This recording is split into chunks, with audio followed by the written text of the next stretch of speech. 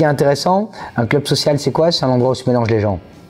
Et une pulperia, à l'époque, c'était un endroit où allait le terratimiente, le grand propriétaire terrien. Il allait dans la pulperia parce que c'était l'endroit où on allait avoir des nouvelles, acheter une paire de chaussures, un peu de charbon et boire un petit verre. Mais c'était l'endroit aussi où allait l'Indien, où allait ce qui s'appelle le peon, donc le travailleur, vraiment les travailleurs ruraux. Notre public premier, c'est les voisins, c'est les gens du quartier. Parce qu'on avait vraiment envie que la pulperia soit un bar de quartier. Soit un bar où quand il y a un touriste qui vient, qu'est-ce qui est intéressant pour le touriste? Pas d'aller dans un endroit où il y a des touristes, mais aller dans un endroit où vraiment il y a des locaux. Et donc ça, c'est vraiment un travail qui se fait pas du jour au lendemain. C'est de générer des relations sociales autour de la gastronomie et autour de la culture.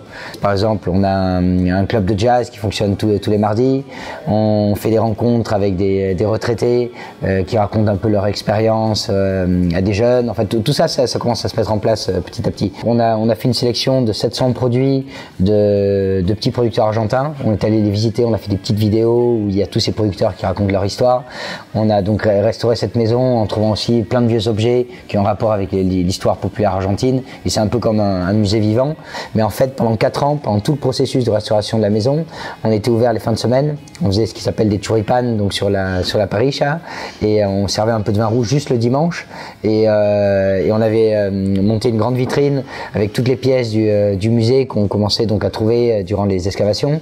Et aussi, il y a plein de vieux objets qui sont un peu accrochés partout. Et maintenant, les voisins, hop, nous offrent quelque chose peut-être de la grand-mère qu'ils avaient sur la cheminée qu'ils voulaient pas jeter. Hop, ils viennent nous offrir. Ah, regarde, ça c'est une vieille chaussure typique de Gaucho. Ça, c'est un vieux cadre qui raconte un vieux almanach de Molina Campo.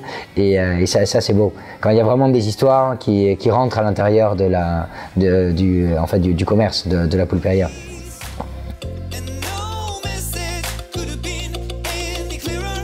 Et autour des vins pateros qui sont ici, qui sont incroyables, ou de la ginebra.